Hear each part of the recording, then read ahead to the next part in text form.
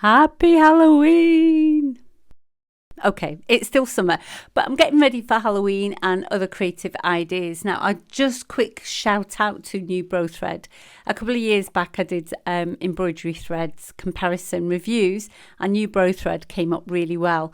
They contacted me and asked me if I'd like to try their glow in the dark thread, and I thought, yeah, why not? So here we are. And I've opened the box of threads, and look how wonderful these are. They've sent me these little thread catchers or holders or grips to put around the threads that you can see around on the table. Switch the light off. I'm in a dark room and you can see all the colours. Now I'm going to embroider this onto a piece of fabric. So you can do this on an embroidery machine if you have a dedicated embroidery machine, or you can do free motion embroidery on your sewing machine, and it's really simple. So just follow what I'm doing so far. So I'm just marking the center point. Now, because this is a design that I have created on the computer, I can use the embroidery machine to do this. Now, if you were doing this free motion, you would probably follow a pattern or a design and do that. Now, that fabric that I used underneath my felt is stabilizer. It's an iron-on stabilizer. For those of you who are going to do who are into dressmaking, it's just iron-on interfacing. And again, this is from New Bro Thread. It comes on a roll and it's really handy. So a lot of machine embroiderers use it. So on my computer, I have a software called Hatch, and it's version 3, so it's the latest one. You can download that 30-day free trial. So little top tip there. And I got the clip art and digitized the design. So now it's rather than just a picture, it's actually a stitch design. So this clever computer machine is going to stitch it out for me, and all I need to do is just change the threads. Now, I'm not going to use the threads that the machine recommends. I'm going to be using these glow in the dark threads. Now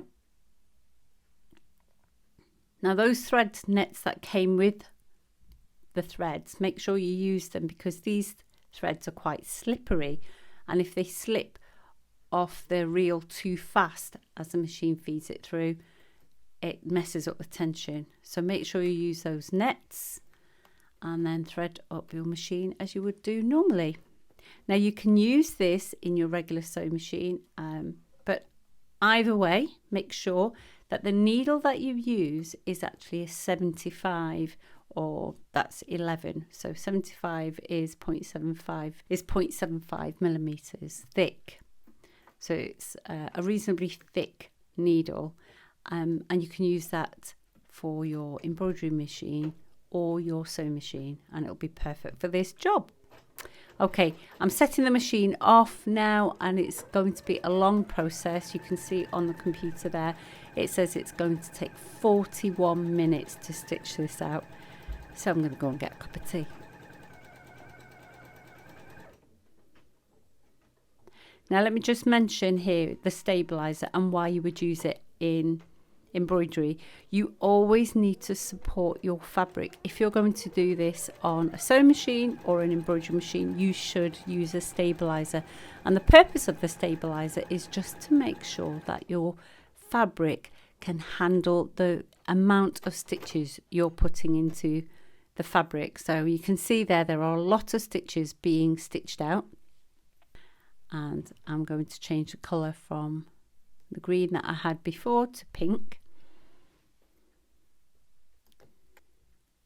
So that stabilizer is an iron-on, and the reason I've chosen iron-on is so that it will stick to the fabric. So I always iron on afterwards, because if you iron on before and you don't get the tension right, you can actually mess up your stitch. Now I'm using F001, and that's actually a reflective thread.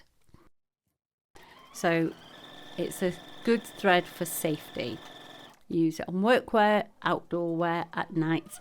And because this is a evening project, this is going to be perhaps on the bag of a child's costume or on a cape, maybe little stars all over a wizard's hat. It's going to help keep your child safe. I'm going to continue on. Now I've done all the little features of this stitch out. I'm using a nice bright green glow in the dark thread for the actual wording of Halloween on this design. Now we're halfway through the project. We've got about 22 minutes left according to the clock.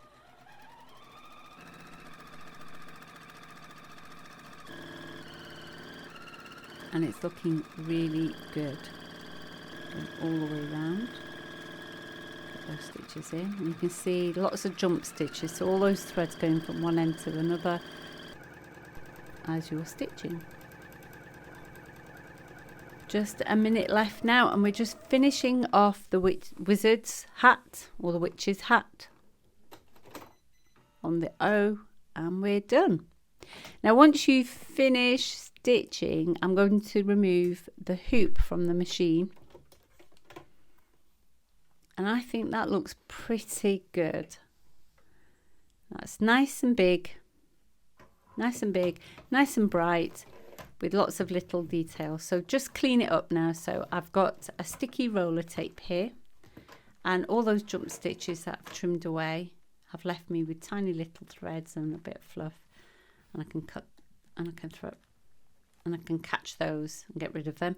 Press that fusible interfacing. Now you can use steam. Again, there is a myth around that you can't use steam. Steam is fine because I'm using an iron on, and because I'm pressing it after the stitch out, it's fine. It is a tear away, but I've chosen not to tear it away. You can use a fusible cutaway. Trim off any excess stabilizer that we don't need.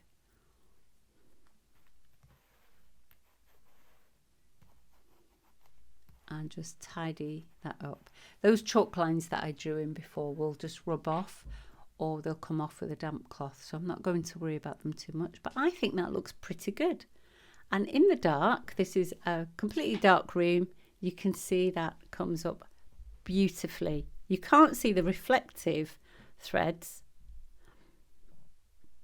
but that doesn't matter. This is how the reflective light works. So this is a completely dark room, and I've got a torch shining on the lights, and that's what's going to happen. So you're going to see the reflective lights, and it looks fantastic. And you can see in the background the spider's web on the Halloween is showing up. And this is just, again, further away. It shines up even more. Everything looks a bit blurred there because it's a completely blackened room. But isn't that amazing? So be creative, mix stars, label your clothes, your workwear, make sure you get this in time for winter as the nights start getting darker again. And here it is in the light. Now this is the second idea I had, is to make it for the children's lampshades. Now I did originally do it on a patterned fabric, but the patterned fabric wasn't showing up the designs well, so I've chosen to redo it in plain fabric so you can see the light. Now I'm using a black light. The black light seems to help absorb the light into the glow in the dark threads much better. So for a moment I'm doing the black light, and you can see there it shows up so vibrant. Now I understand lots of people won't have black light in their homes, but using the regular light it will show up fine. This gave an immediate effect of about 30 seconds under the black light, but in evening in a bedroom you'll get the effect so wonderful. The only thing is you can't see the colours so well. You can pick up on some colours. You can see that's almost red and yellow. It was there you go, pink and yellow, and we've got some purples and greens and blues. They don't pick up on the camera very well, but they were showing up really nicely, and I was quite pleased with them. There it is. It's a lovely idea, something you can do. Get creative, have fun, and again, thank you to Nubro Thread. The link for these threads is in the description below. Make sure you hit the like button if you enjoyed this video. I thought these ideas were fantastic, and I am going to work on them a little bit more as we get closer to the winter months. But for now, thank you very much. Hit that like button and make sure you subscribe. We are trying to get 50,000 subscribers as soon as we can. Before Halloween will be super. Thank you. Have a lovely day and we will see you soon.